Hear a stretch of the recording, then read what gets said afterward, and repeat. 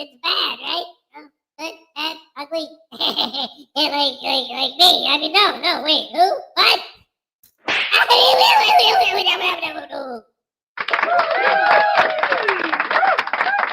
So I had this idea because I did it last year. I was gonna hang my skulls, and it was gonna be my background. So I hung it up last night, and then this morning I I realized when I saw it in camera that it wasn't in frame, that it's cut off halfway. Because when you're outside looking at it on the wall, it looks like the camera. Well, the idea was all this wouldn't be on camera, but I didn't realize that it is. Anyway, hello.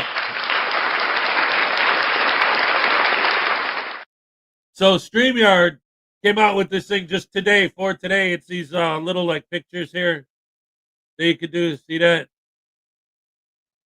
In the foreground. I thought that was kind of cool. But then they also did this other one with backgrounds. Let's see. How do I get those up here? No, see, that's just the video. Oh, I have to stop sharing. That's what it is. All right. See, they got these backgrounds. I kind of like some of them are pretty cool. There's this one. And there's this guy. Ah, yeah. That's pretty cool. And then, Dilos de los Muertes. Yes. And then we got this guy. This is the one I was using. The Witch's Cauldron. That one. Yeah, Halloween. This guy. Look at that. All right, that's pretty cool. And then this one. The problem is, it's like, I don't think. Oh, yeah, I can be on screen while they're on. There you go. Maybe I'll get rid of the foreground one. They just released this stuff this morning for Halloween. So I haven't quite figured out exactly how I want to use them yet, or if I'm going to use them, because they're brand new. I didn't have a chance to play with them before we went on the air, really. Anyway, hello and welcome to the show on October 31st. It's Halloween, ladies and gentlemen. Yes.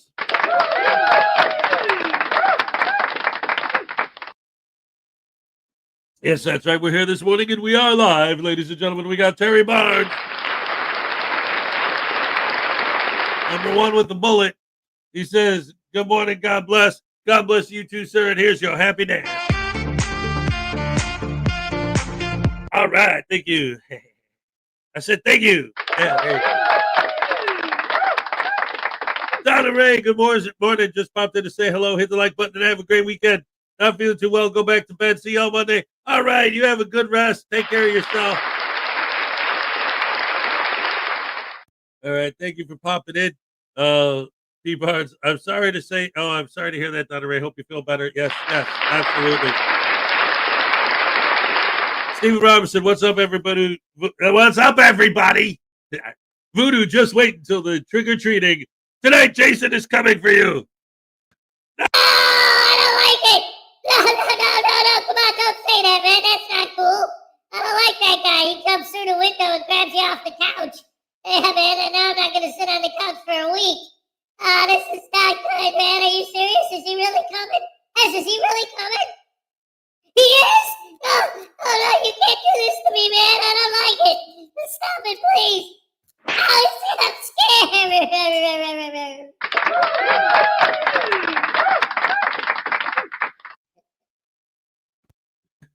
Oh, let's see. Wyatt's Daily Roundup. What's up? T. Barnes, Terry Barnes, Wyatt's Daily Roundup. What kind of music do mummies prefer? Rap. Like WR, the rap.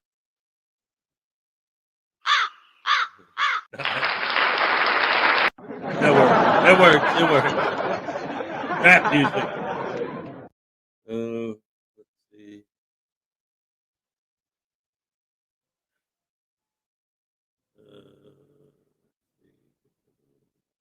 P-Barnes. Oh, wait a minute. Did I see Highway Star? Yeah. Uh, hey, Paul Costa, yo, my peeps, good? Yeah. Let's see. Paul Cohen, Highway Star, David E. Persons, Terry Barnes, Texas Tim, what's up?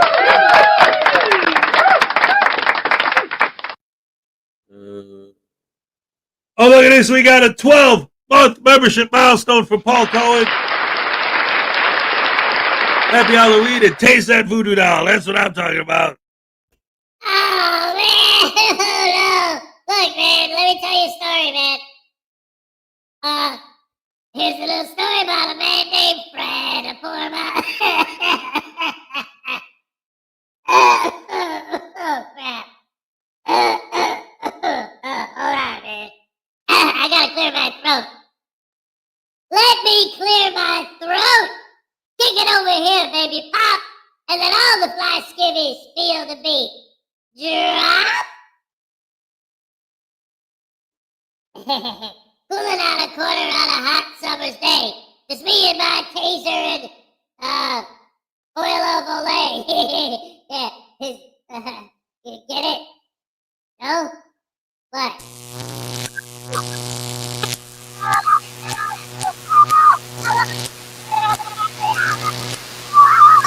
Oh, no! You go with your bag and you can do that.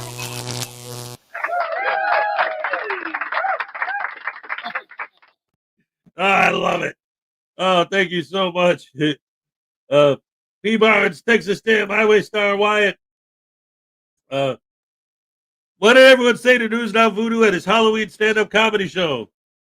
Boo! P.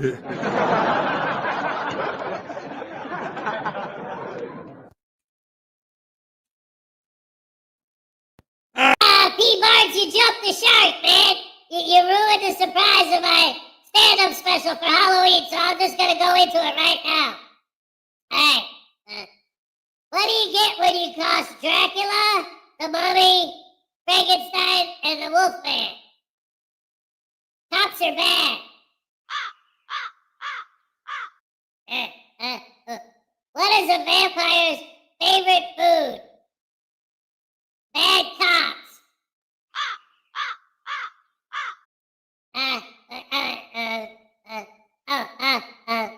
What happens to a werewolf when he sees the full moon? Cops are bad.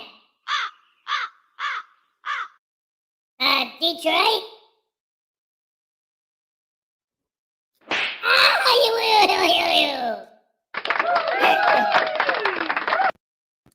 I don't even understand what that kid's talking about half the time. Wyatt, Highway Star, Nightmares Adventures. Halloween, Regan Benson doesn't need a costume. All right. Good morning, Hez and the Rash family. Happy Halloween. Why did the butt hurt? Why did the butt cross the road? To avoid the huge crack. Get a high chair. Yeah, then this will be in frame more. That'd be. There you go. Ooh, scary background. Ooh. All right, hey, you know what? I'm gonna deal with the cheese because it's part of the charm, right? No, it just looks stupid. Yeah, I know. At least I got this cool pumpkin background from StreamYard. They got other ones now. Let's see, where is it? Like, where the background? Is that one? Ooh, this one. I wonder if I could. Let me try something different. Lexi Ann, what's up? My wife was complaining that the broom was giving her blisters. I told her next time, take the car.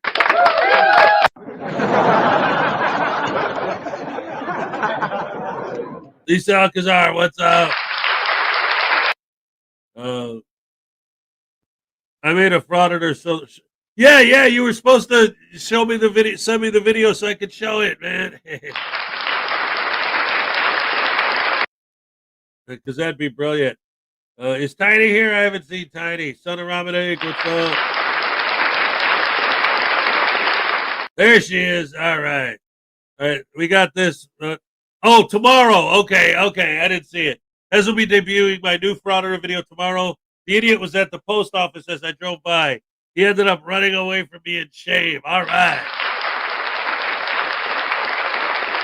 I love it. Here's your happy dance. Let's go.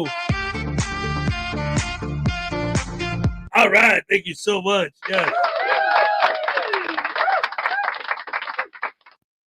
Lessonators here. What's up? Anyway, I wanted to try something a little different. Maybe it'll help with this background situation. I don't know. Let's see. How about I don't have anything though.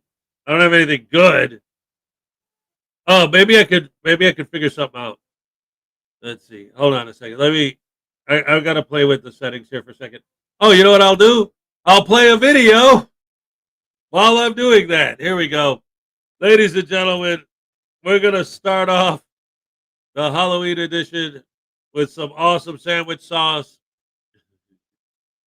This is awesome. If you guys haven't seen this yet, I know some of you have, but for those of you who have not, let's YouTube is giving me a hard time this morning. There we go. What? That's crazy talk. Sorry. Computer is being bad. Hey, Ricardo too, what's up? All right, anyway, let's get this video going. What the heck? Bam. I don't think so, Fangs. Quick draws.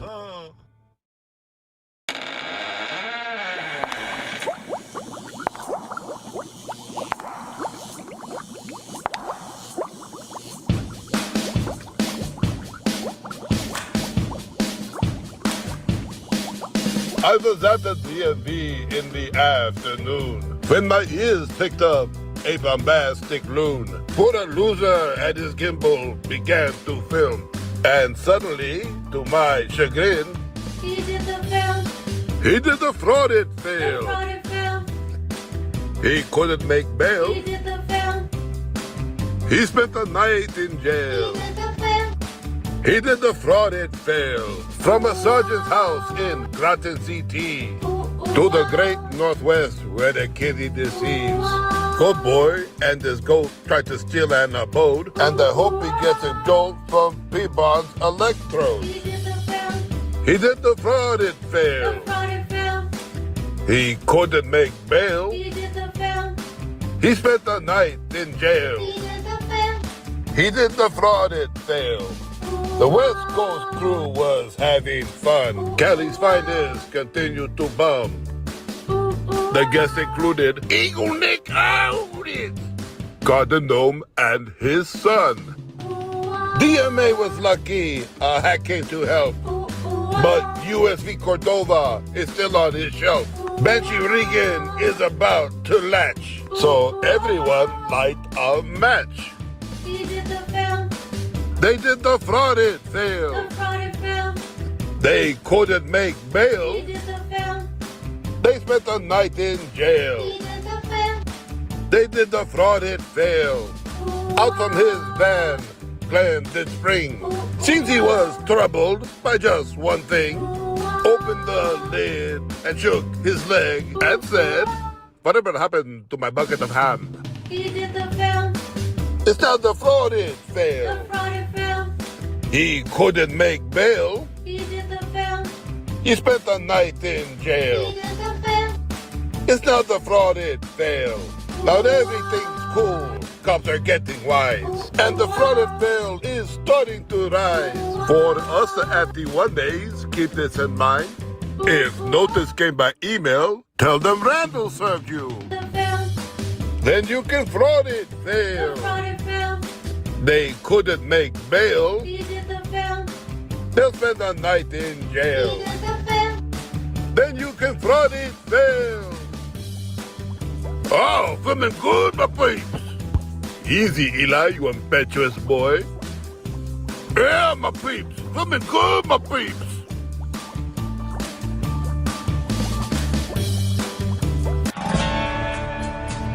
I don't think so, Fangs. Quick draws. Was that awesome? That was awesome. I thought that was, especially the ending. Oh, filming good, my peeps. Yeah,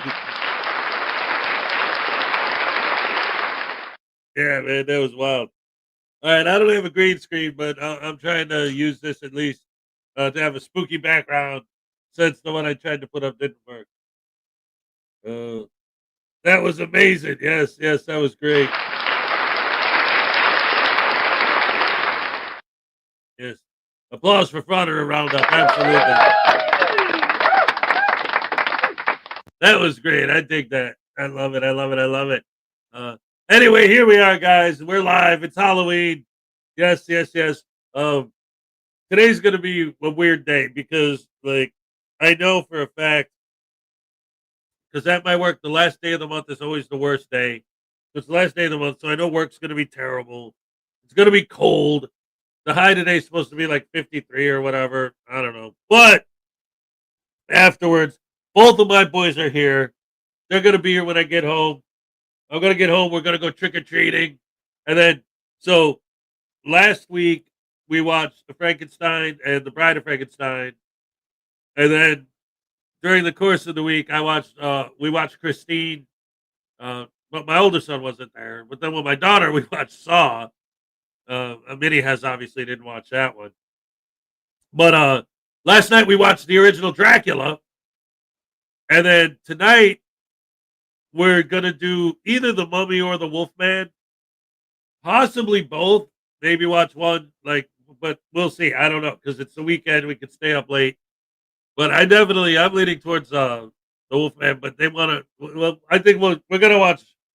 I don't know. If we're only going to watch one, I can't decide if we should do the Mummy or the Wolfman. What do you guys think? Like, we were thinking we might watch both of them, but if we only watch one, which one should it be, the Mummy or the Wolfman? It's going to be one of those two. So that's going to be fun. And then, I mean, they'll be here tomorrow too, so obviously I'll do my show tomorrow, but then after that, Wolfman, yeah, I was leaning towards Wolfman too. Anyway, so that'll be fun. Yeah, we're going to have a good time. Oh, man, I love it. I got coffee. I'm good. Yes. And so, ladies and gentlemen, it's Halloween.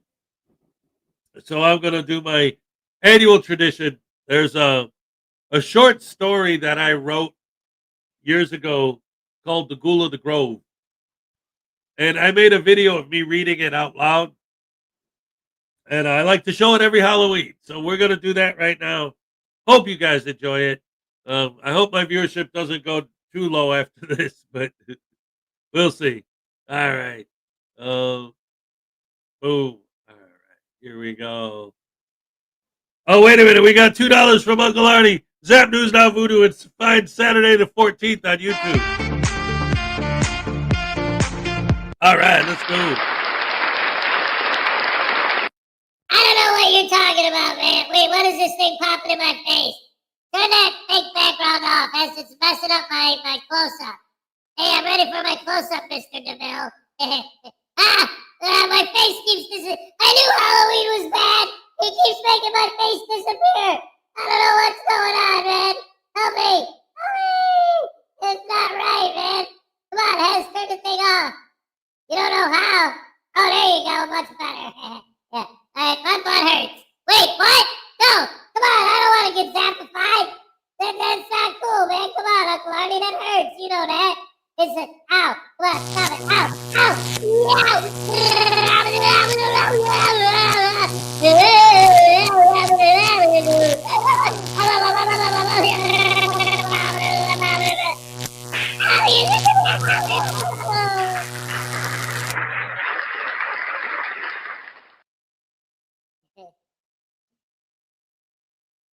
Oh man, that voodoo doll. Thank you so much, Uncle Artie.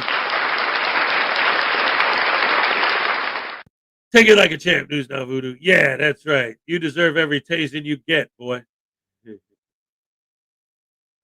Yep.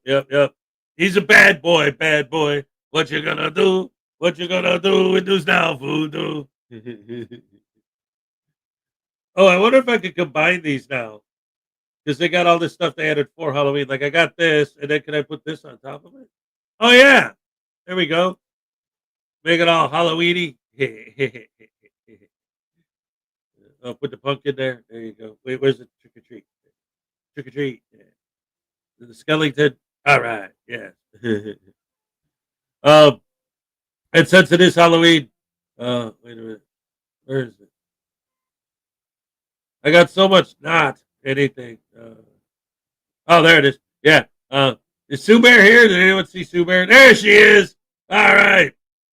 Yeah, Sue Bear drew this picture of News Now Voodoo in his Halloween costume.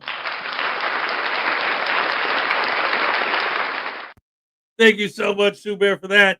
And yes, there it is. It's appropriate. It's Halloween. Yes. I love it. Oh man, that is awesome. Victoria B's here. What's up? We watched Christine the other day. We just watched Christine the other day. Well, my older son didn't see it yet, so maybe we'll watch it again. Again, we got the whole weekend now because they got an extra day because today's Friday and they don't have school today. So it's all good in the hood. So, ladies and gentlemen, like I said, oh, wait a minute. Mr. Thomas says, want to know something creepy? I just looked out my window and it's foggy here on Halloween morning. Ooh.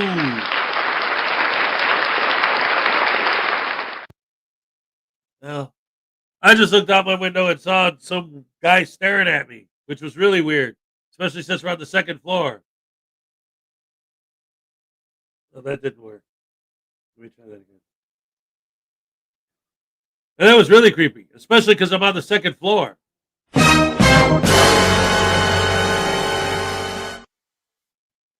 It was my reflection, get it? Anyway, LaDonna Rogers, what's up? Well, I can play my version of it when I'm yeah, there we go. I can do that real quick. Let's see. It's the frauded fail. Try to make bail and then go to jail. I love that. Oh man, that's so good. Let's see. Yeah, we can play this real quick. It's 3 minutes. And it's Halloween, dagnabbit. When's a more appropriate time to play it than today? In a post-apocalyptic reality where none can leave their homes safely. My only weapon, a phone. The battery's almost dead. I barely have enough charges. Oh.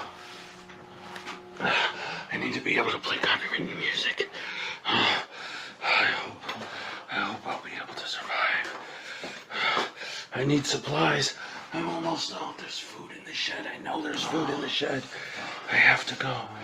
Oh, I have to go. Please.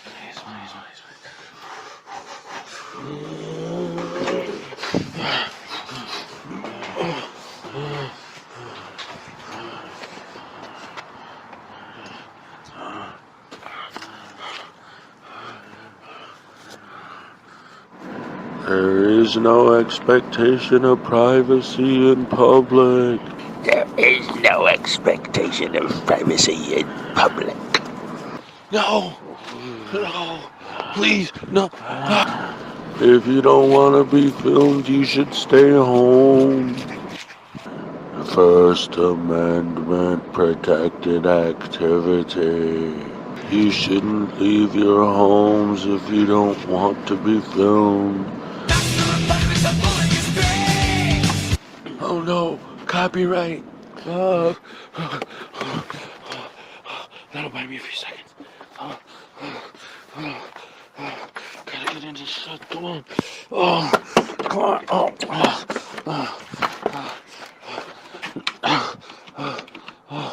The light outside. I'm inside. Come on.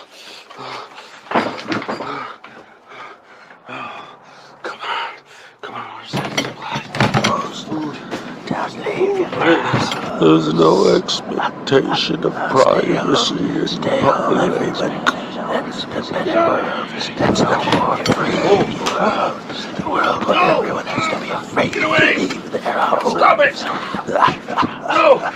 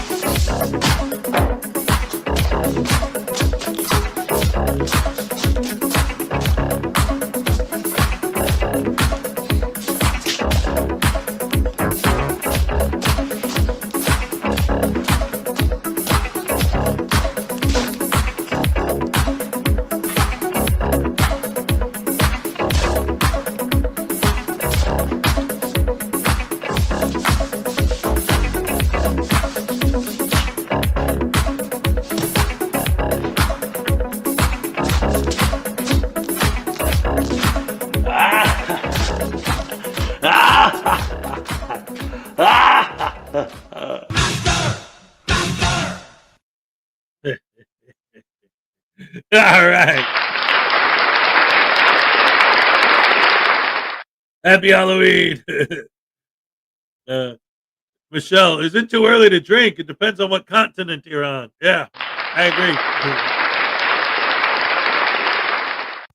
I love that video. It reminds me of Return of the Living Dead with Michael Jackson getting electrocuted at the end.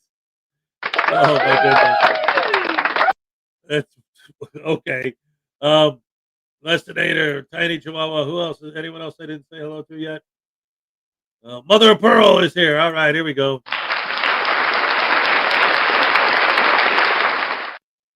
Oh man. Oh, Sue Bear's making cookies. All right.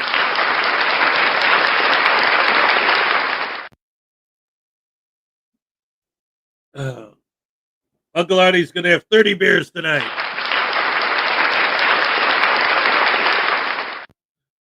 Anyway, let's go ahead and get into the other video I wanted to play. Like I said, since it's Halloween, I wanted to do this. For those of you just joining us, we need a big black cat now, right? We years ago I wrote a short story called "The Ghoul of the Grove," and I made a video of me just reading it out loud and put some video to it. And I wanted to play that because I play it every Halloween. But we got Nerd Girl Jen's World. Wow, Hez got some moves. Didn't know you had it in you. That's right. Thank you so much for the $4.99, and here's your happy dance. All right, thank you so much. All right, thank you, I appreciate it. So anyway, yeah. Once again, so that you in context, so you know what it is. This is a short story that I wrote years ago, and I made a video of me reading it. And because it's like a spooky story, I play it every Halloween. So let's go ahead and watch that. Hopefully you enjoy it, and I don't lose all my viewers. We'll see.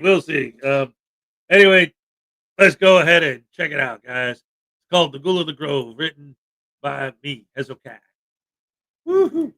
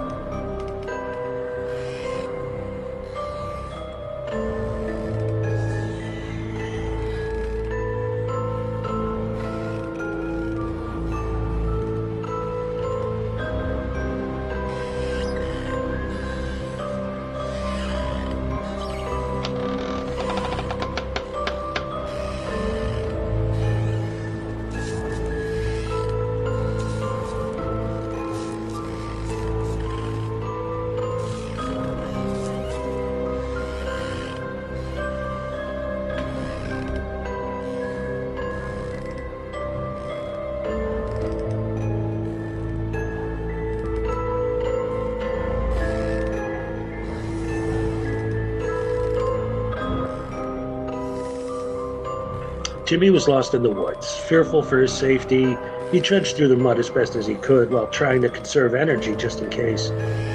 This would have been the ideal time to have at the very least some sort of a pocket knife, what he wouldn't give for a small nail clipper. So many things he's had in his pocket at one time or another. Now when he needs them the most, he has none. He put his hand in his pocket, digging deep to find anything that may be of any use to him at all. Money? He found a nice crisp $50 bill folded up at the bottom. Useless! All his money in the world couldn't help him now. It'll be dark soon. He needs to find a clear spot to put together some kind of makeshift campground, and by the grace of God, somehow manage to build a fire. By 9:30, he had settled himself in pretty well, fashioning a tiny shelter out of sticks and leaves, and was currently rubbing sticks together trying to make a fire in his crude fire pit. He was convinced it was 2 or 3 a.m., and that he'd been at this for far too many hours, so decided to call it a night and just sleep. Spiders are absolutely everywhere.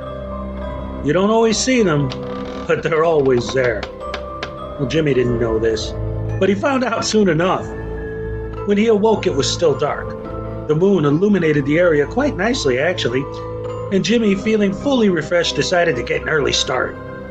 He immediately began walking again.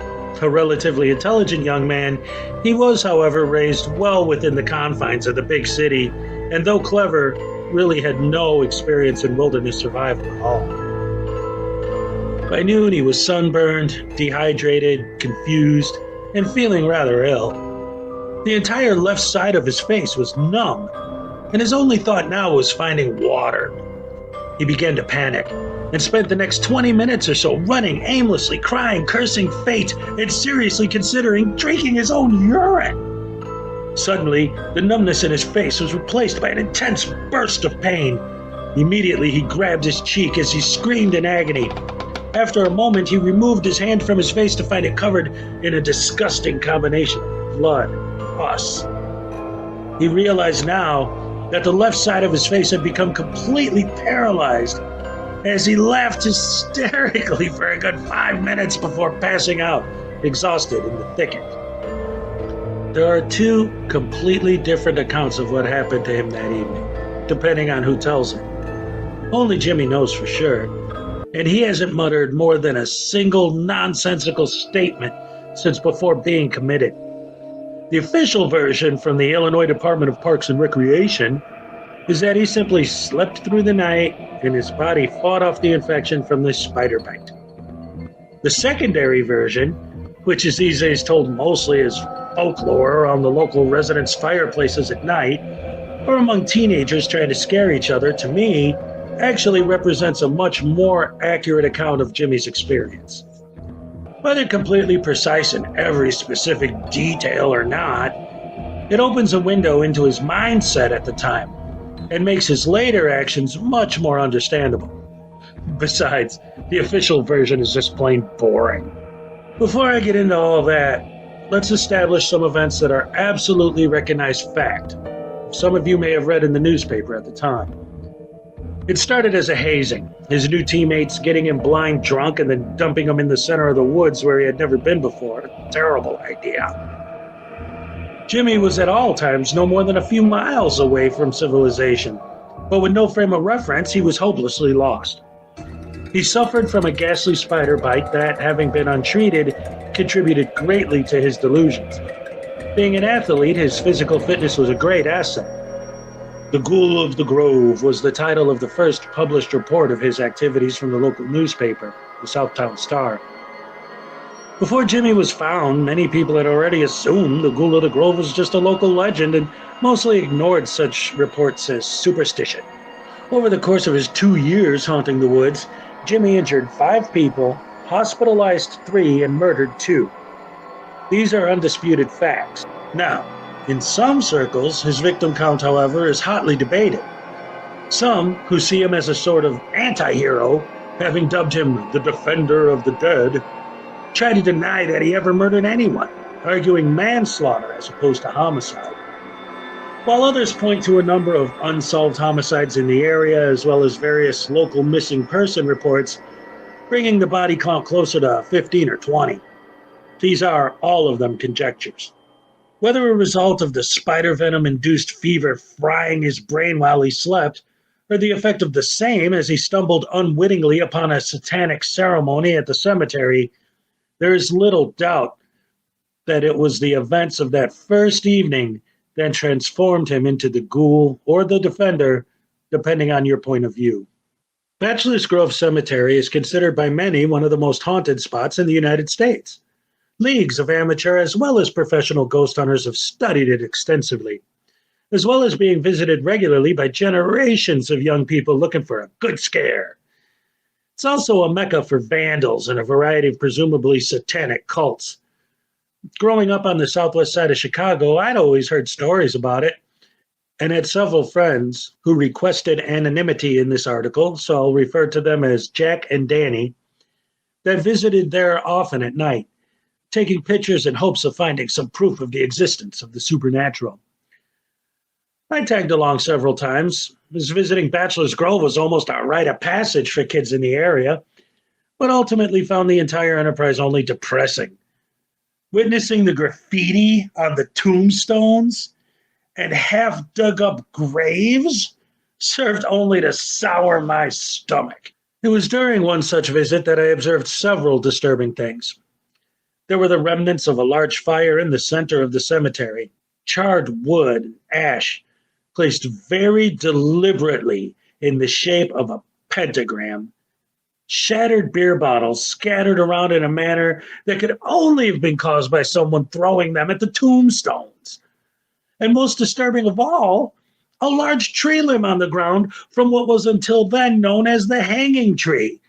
The rumor being that in the 60s, the local fad was for depressed hippie teenagers to take LSD and hang themselves from the branch that hung over the cemetery gate, effectively dying already in a cemetery.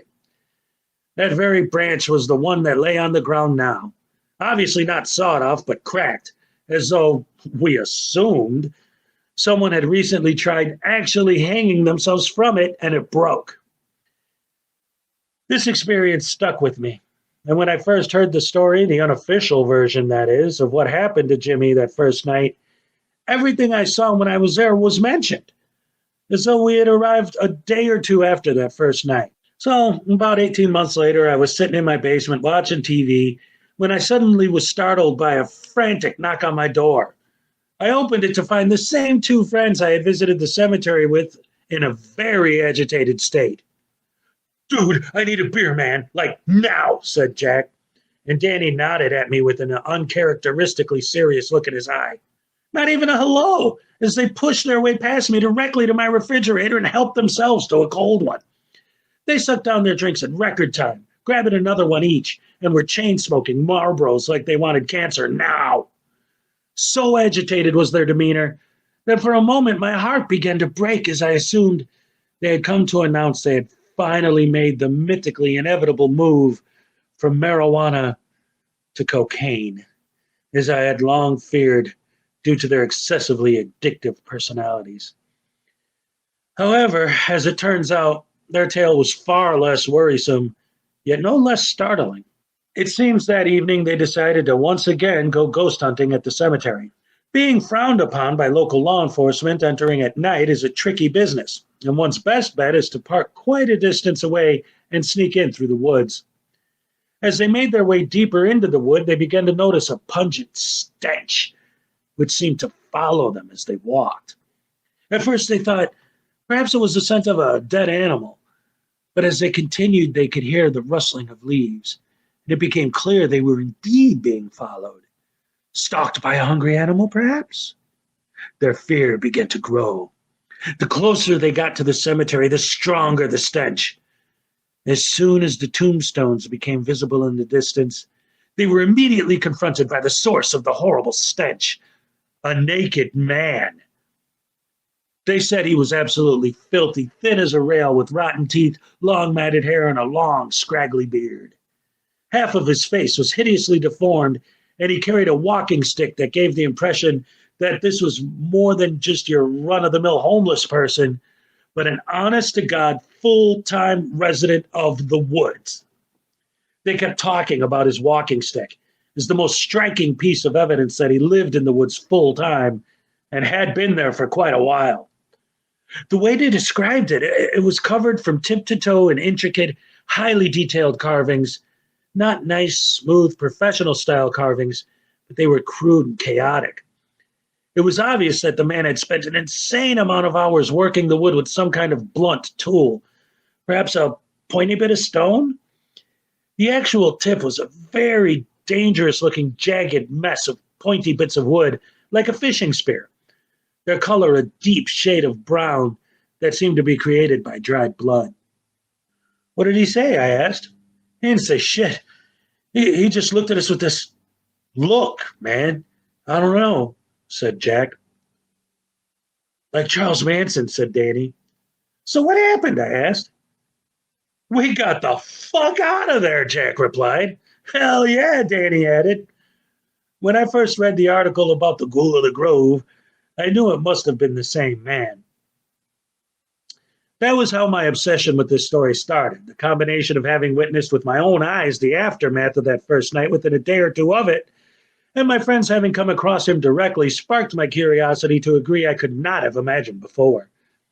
I spent countless hours reading every bit of information I could find about Jimmy. After the initial story broke, the kids who dumped him in the woods came forward. There was a great deal of press coverage for a short time, even going national for a while, but quickly it became an anti-hazing story more than anything else. Nevertheless, I was able to temporarily satisfy my appetite for info on the ghoul. Soon, I was searching the internet for any info on anyone who claimed to have met him. Eventually, I found myself roaming the nearby neighborhood seeking any info at all. The number of local stories was actually staggering. It seemed everyone in the area had their own folk tales and ghost stories, some of them originating long before Jimmy was even born, but were now being attributed to him. Now look, I don't believe in ghosts, but most of the locals give the impression they do, and Jimmy certainly does. Jimmy did offer his own version of the entire ordeal to the police when he was first found. However, it was mostly an incoherent mess of randomly strung together words, descriptions of conversations with supposed ghosts, paranoid delusions, and hollow threats. So through the labyrinth of newspaper stories, police reports, local fairy tales, dead ends, and my own experience, I finally pieced together what I believe to be the most accurate account possible of what actually happened that night. It was a full moon that night, and Jimmy awoke at its apex. He was cold, hungry, enormously thirsty, and viciously ill. He immediately felt as though someone was standing behind him. But as he turned to look, no one was there. He thought he was being paranoid and decided to try and think of this as he would a football game. Fight through the pain. Set small goals, achieve your goals, and win. But he needed a goal, and his nagging thirst made resuming his search for water seem appropriate enough. There's that presence again. He snapped his head around. No one there. This time he decided he would try to be logical. If there were water to be found that was okay to drink, he surmised, it would be running water. He should listen for the sound of running water and follow the sound. This actually worked. He closed his eyes, listened intently, and in just a few moments he could hear water flowing. He was ecstatic. His excitement at his discovery combined with his pride in being so clever as to figure this out, simple as it was, rejuvenated him enough to give him the strength he needed to race towards the source of the beautiful sound of running water. After traversing only a short distance, he felt as though he had run a marathon. He noticed a light off in the distance and decided to push on no matter what, digging deep into the well of his soul, pushed his body beyond what he probably should have. He continued on, only at a much slower pace. He felt the presence again, and it seemed to whisper to him now, encouraging him to go on. He shook it off, and as he drew closer to the light, he noticed it was not electric light, but the red glow characteristic of flame. He also began to notice voices, not like the ones in his head, but actual external ones. Renewed by the realization that there were people nearby, he doubled his effort and arrived at his destination quickly. What he found there, however, was far from what he could have ever expected. Bachelor's Grove Cemetery has been abandoned since the mid-20th century. Over time, the surrounding forest preserve had taken on an air of mystery as it seems to grow around it, not engulfing it as one might imagine it would, but somehow embracing it. Adjacent trees seem to grow in a bent manner as opposed to straight and vertical, most likely due to the fact that the area had been cleared when it was active, and the open area isn't shaded during the day, so the trees, of course, are bending towards the sunlight. But it gives the appearance of the forest being like a hand with the cemetery in its palm and the trees acting as its fingers, cradling it gently. It was at the base of one such tree, just outside the perimeter of the cemetery gates, insomuch as they could be considered gates through the corrosion of the metal, Jimmy crouched down, a silent sentinel, observing in horror the events occurring within. At the center of the cemetery was the source of the light, a huge fire in the shape of a pentagram. Several people were present. Two were a couple having sex inside a partially dug-up grave. Another was an obviously drunk teenager currently urinating on a tombstone. There was also a teenage girl, a half pint of Jack Daniels in her hand, straddling the infamous branch of the hanging tree as though she was riding a horse. She even said, "Yee-haw!" with a laugh. The rest were more difficult to surmise as they were further off in the distance and spread out a bit near the front of the entrance, seemingly keeping watch, ready to warn others of oncoming intruders. Having experienced what Jimmy had over the course of the past 2 evenings and then stumbling unknowingly onto a cemetery in the middle of the night itself would have been enough to push him over the edge. But seeing this callous disrespect of the place by these uncivilized trespassers broke his heart, and it made him furious. The mysterious voice whispered to him again, clearer now. It no longer seemed to be the voice of an individual, but a multitude of voices speaking in unison. Destructors, devils and human shells, invaders, help us. This is our home. This is our home. Help us. This is our home. Jimmy closed his eyes and grabbed his head in an attempt to quiet the voices. They were silenced. He mumbled to himself, "It isn't real. It isn't. It can't be." He slowly opened his eyes, yet the horrific ritual within the cemetery continued. His thirst began to fade, replaced by hate. Every second he saw those people in that cemetery doing what they were doing fed his hatred. He had no idea who these people were or why they were there. He had no idea who the people buried there were either. But he did know, if for no other reason than common decency, this was going to end. He would end it. "Yes," whispered the wind.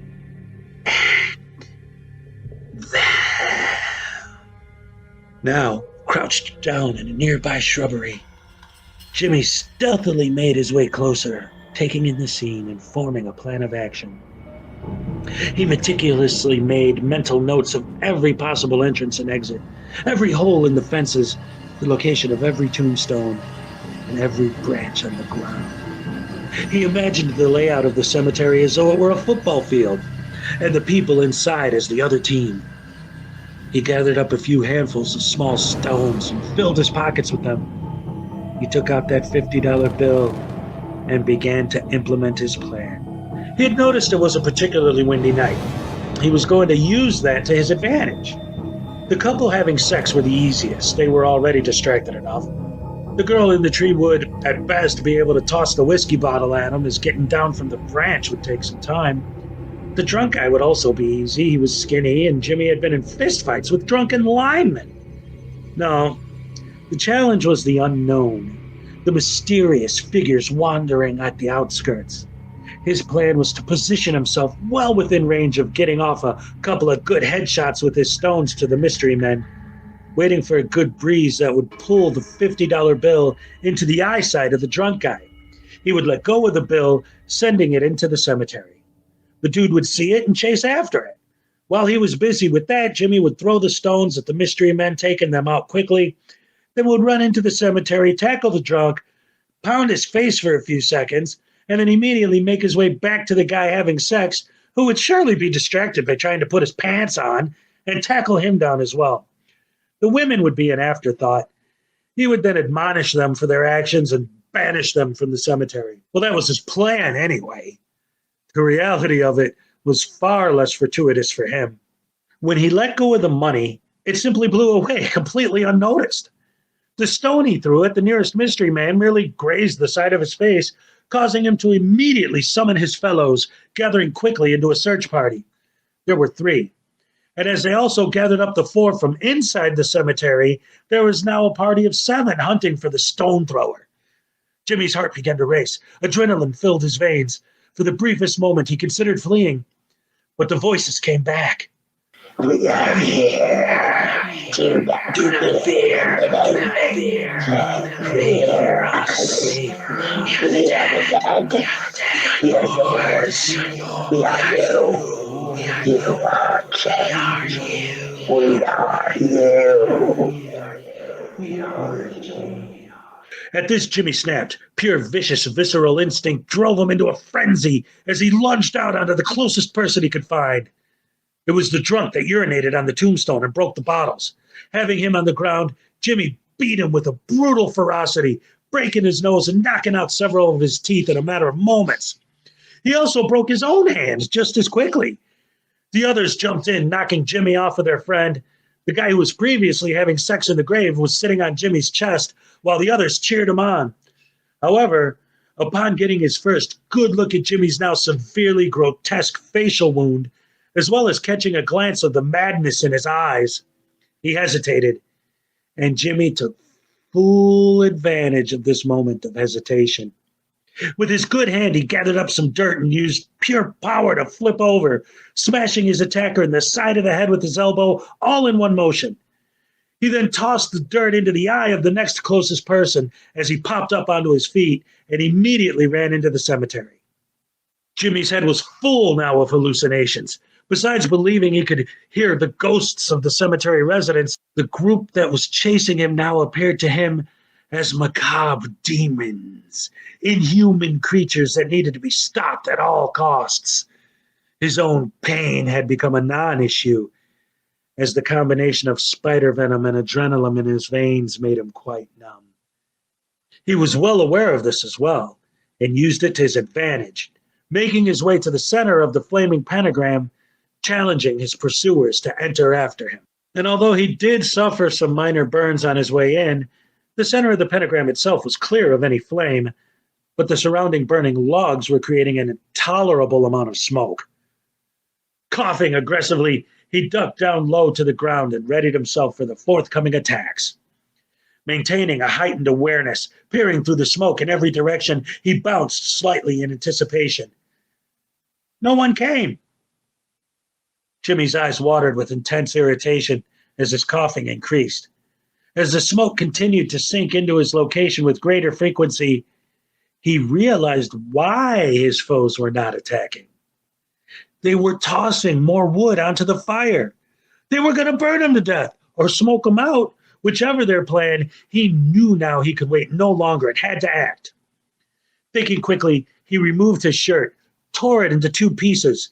One he wrapped around his face as a makeshift smoke filter mask. The other he wrapped around his good hand and then grabbed one of the burning logs. With eyes closed, he ran forward, brandishing his fiery weapon, and tripped over a flaming log, which actually helped, putting him once again beneath the smoke, and now being a good distance forward, he could see much more clearly where his enemies stood. Spotting the closest one, a girl this time, the one from the hanging tree, he lunged headlong into her waistline, taking her down like a linebacker, and then proceeded to bludgeon her mercilessly with his burning cudgel. At this point, the story gets even more vague. Jimmy's own version describes just hallucinations of himself being an archangel, not fighting with the stick that was on fire, but wielding the flaming sword of the Lord as he vanquished his demonic enemies. The cult members that were having their ceremony are just as unreliable a source, because they try to maintain a great deal of secrecy, as well as their testimony being filtered through the veil of inebriation. What I believe is a patchwork of what few points each different version of the story agrees on. It didn't take long for the group to subdue Jimmy, but they could not hold him still for more than a few moments. His madness and his physical conditioning combined to make him a truly dangerous foe, and it became clear the only way to deal with the situation was to either flee or kill him. They were not about to flee. The soberest members of the group quickly convinced the women to leave, having one escort the other to the hospital for immediate medical attention, the battered drunkard tagging along. Now a 4-on-1 affair, Jimmy kept attacking. Every moment was a non-stop barrage, kicking, biting, knees, elbows, anything and everything he could possibly do to hurt the others. Like a wild, wounded beast, his stamina seemed limitless, and his attack never slowed. Someone lost an eye, another suffered a skull fracture. The rest of the melee lasted only a few minutes. But that was all that was needed for his 2 remaining foes to decide they would be better off seeking medical attention for their fellows than to continue the battle. "We're going to find you, kid. You're dead," one yelled desperately as they fled the scene. The moment they left the cemetery proper, Jimmy dropped to his knees and looked to the sky. What he saw was awe-inspiring. The full moon, directly above his head, was surrounded by a perfect celestial circle. He had never seen anything more beautiful. And then, once again, he passed out. There's a small bog adjacent to the cemetery. Legend has it the Chicago Mafia used it as a dumping ground for its victims' bodies back in the 1930s. I don't imagine that most people would drink from it, but Jimmy did. He drank his fill, in fact. It was a brisk, bright fall morning with a slight but persistent breeze caressing his skin. His shirt having been destroyed the night before, his torso was bare. He looked around, taking in his surroundings for the first time in daylight. Overall, the cemetery was actually quite beautiful during the day, which made the vandalism appear that much uglier. The charred remnants of the pentagram, the broken bottles, the graffiti, all hitting Jimmy like a jackhammer, destroying his soul, causing him to weep profusely. His proper mind was gone now. The damage from the venom, combined with a number of blows he took to the head, assured he would never be the same. There's no way he could have known about the stories of the hanging tree. There was just something about the way the tree stood just above the cemetery at just the perfect height, I guess. He decided to remove his belt and use it to hang himself. Having one broken hand made this task far more difficult than he had originally imagined. The ghosts of the cemetery were begging him not to do it, claiming the difficulty he was having was their doing. They wanted him to live, to stay with them, to keep chasing away the people who defile and desecrate their home. Having still some semblance of his logical mind intact, he knew these were hallucinations. He knew he had lost his mind and felt his death would be the only way to quiet the voices.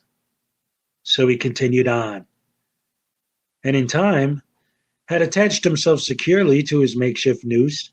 Standing at the very tip of his toes, he was already choking a bit. All he had to do was relax his feet, and so he did.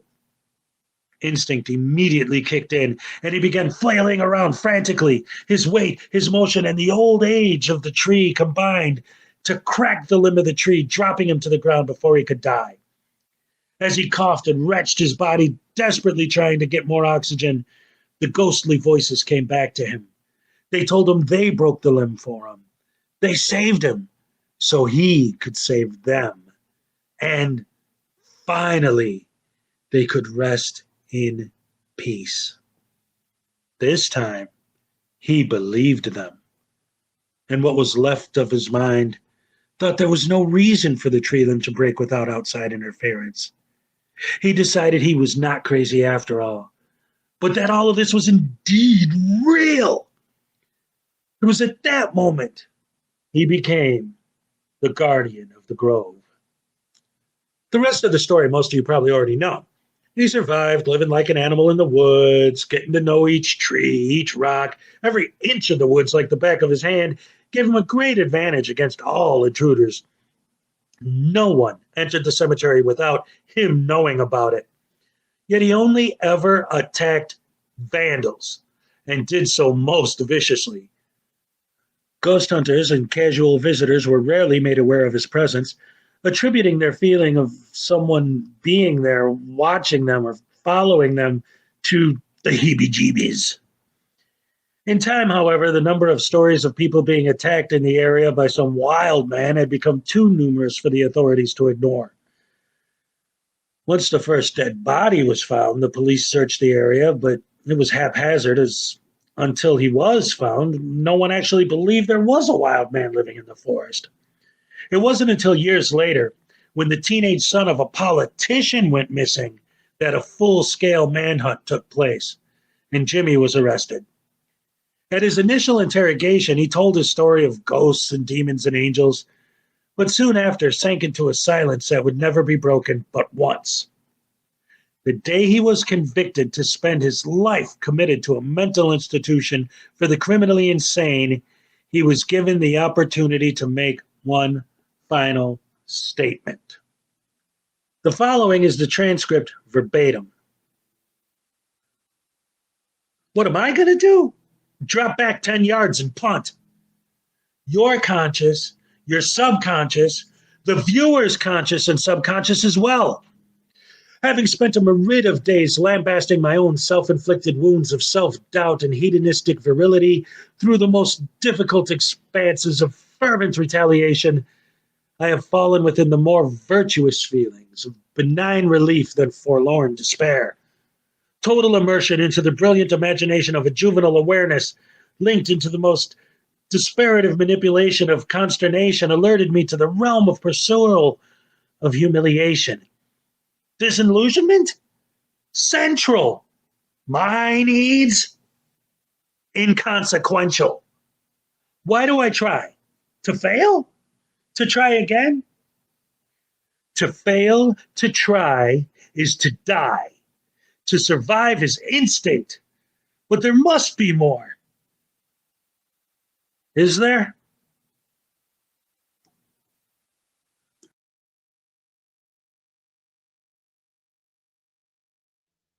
All right. Sorry. Holy crap, hammer sandwich. Yes, ladies and gentlemen. Yeah, that was my story, The Ghoul of the Grove. Wrote that many years ago. Made a video, and I show it every Halloween. So there you have it. Oh my goodness. Anyway, let's see. It's getting to that time. Unfortunately, I gotta go to work. Ugh. So I gotta go ahead and get my day started. Thank you guys for being here as always. So let's go ahead and let's do a cupcake happy Halloween dance. Let's go.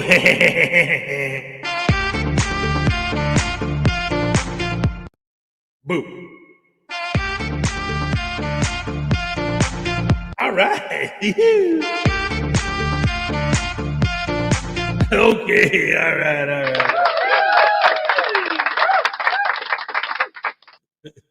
I love you guys. What?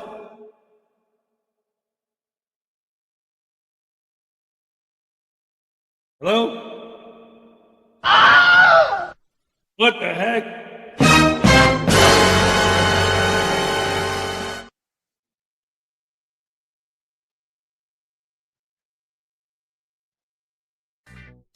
Happy Halloween, guys. Thank you for joining me. It's been great. I'll see you guys on Monday. Tomorrow we got the Saturday show. Don't forget tomorrow on the Saturday Night Snafu. Love you guys. Thank you guys. I'll see you guys tomorrow afternoon and definitely Monday morning. Ooh, yeah. I'm all spooked. It's Halloween. Oh, trick or treat. Take it easy, guys.